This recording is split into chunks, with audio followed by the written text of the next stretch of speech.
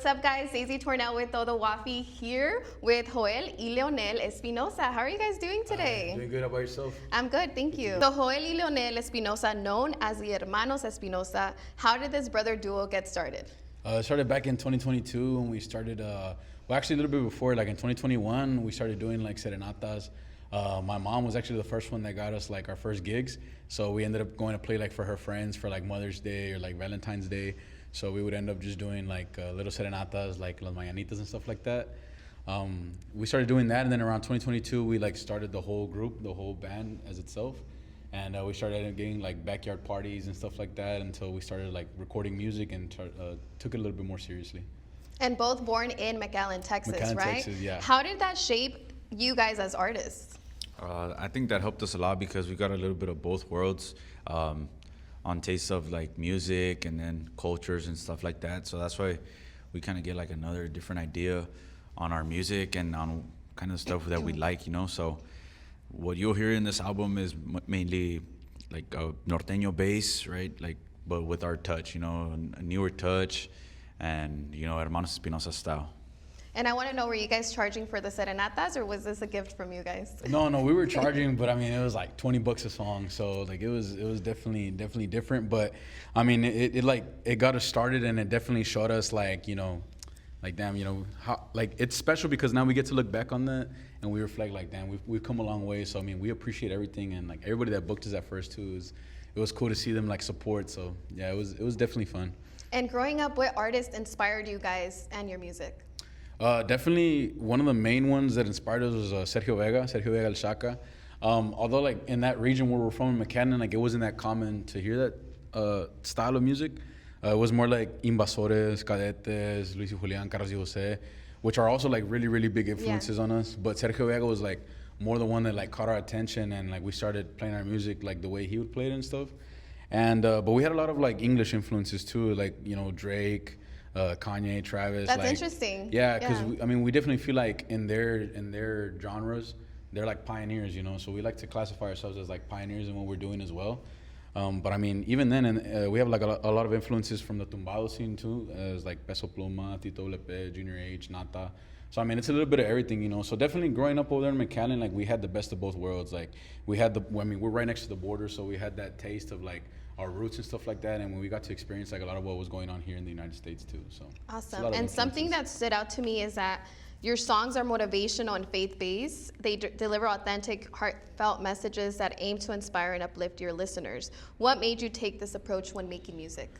Yeah, well, this is our personal life, you know, our personal beliefs and stuff, and we're really big on that, on our faith and stuff like that. So we just want to transmit that, and we feel like we have a big responsibility as artists that we could put out whatever message we want, and we want it to be a good message, you know, a good, faithful message for everybody. And I feel like everybody connects with it because we're mainly, like with our audience, we're mainly the same age, the age group, you know? So we go through the same stuff, and I think we can relate good on it. Awesome. And Dios por Delante has become one of your most viral songs with over 181 million streams on Spotify and 131 million views on YouTube. After being in the industry since 2022, how does it feel to reach this level of success? Well, it's definitely special because, I mean, like I said, we started out like doing those serenatas and stuff, and, you know, it was mainly like a way for us to just, you know, make like some extra cash, and like, you know, because we saw it as like, well, people like it, right? But I think once you get to that level and once you start noticing how much like your words can really like touch somebody, it's like my brother said, you know, it becomes like a big responsibility, you know, and in a good way, because like we're glad that we could be entrusted like by God to like spread a good message, you know. So the fact that, you know, 183 million people have already heard that, and then like a percentage of those people already like tatted up like Dios por Delante on them and stuff like that, well, it means that, you know, we're doing a good job, and you know, we're like my brother said, you know, we're very like faith-based, and we're very comfortable with who we are and stuff. So I guess like, you know, that transmits well onto the people, and that's what we want people to feel too, you know, like comfortable with themselves and whatever their beliefs are, and, you know, but yeah, it feels good, it feels special, and, you know, it's awesome. That's a great message. And your first studio album, LINAJE, is set to release on March 20th, featuring powerful tracks inspired by your family. What can you tell us about that?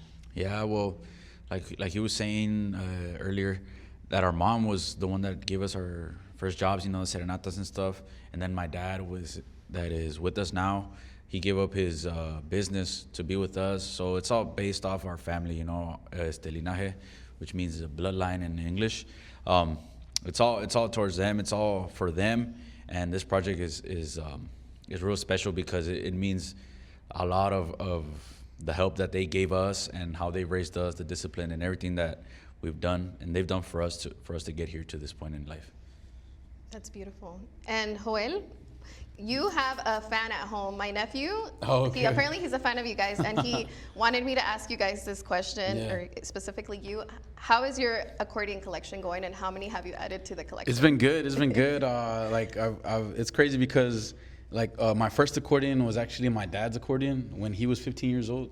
He turned 15, and then they gave him that accordion. Then, oddly enough, when I turned 15, he gave it to me.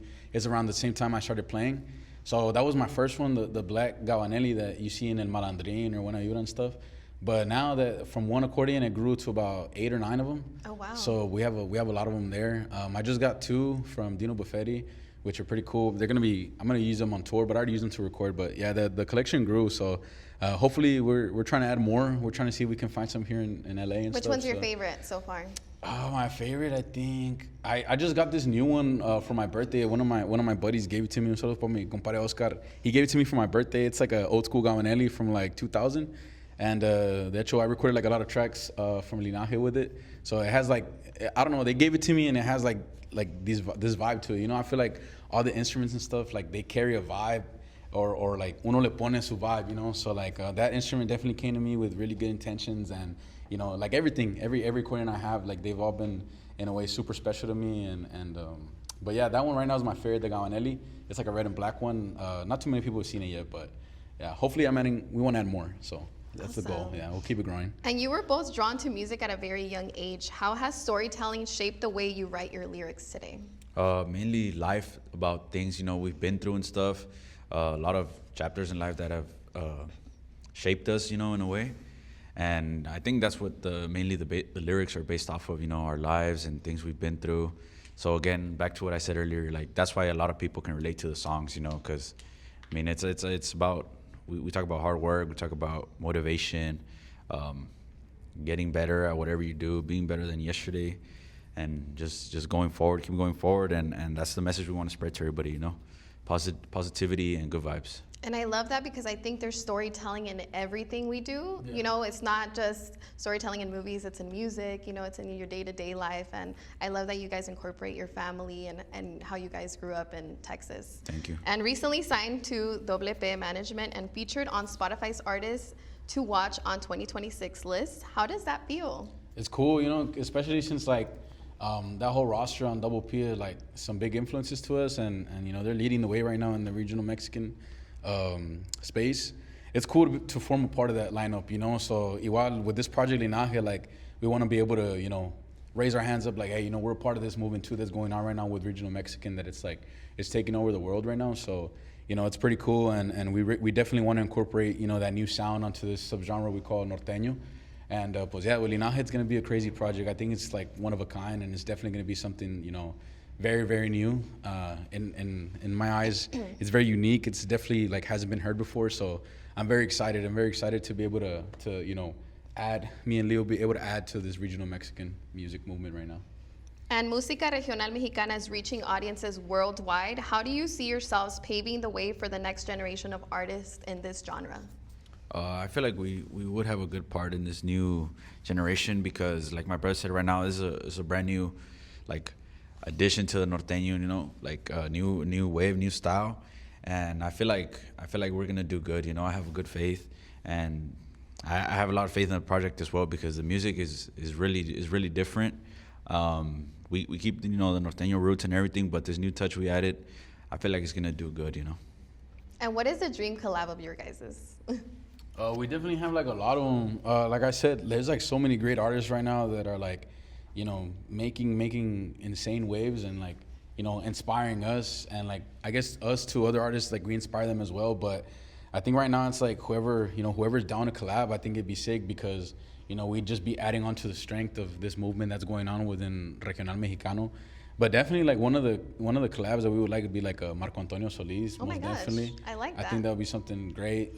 Peso Pluma. Tito, Lepe, Junior H, Nata. There's like a lot of them. Do you think it would have been Joan Sebastian? Joan Sebastian, Yeah. of course, yeah. And like even if Juan Gabriel was around too, you know, and Sergio Vega, like all that stuff, all those people, you know, they're like inspiration to us, and like to be able to collab with them would be dope. But yeah, even in the English scene, you know, like Drake would be dope, Travis Scott, anybody that's down. So. And I love that we're starting to see that dynamic now Yeah. between different artists coming together, right? Yeah, it's cool. I mean, at the end of the day, I feel like it's music, and you know, it's like it's medicine for the world. Yeah. So it's cool.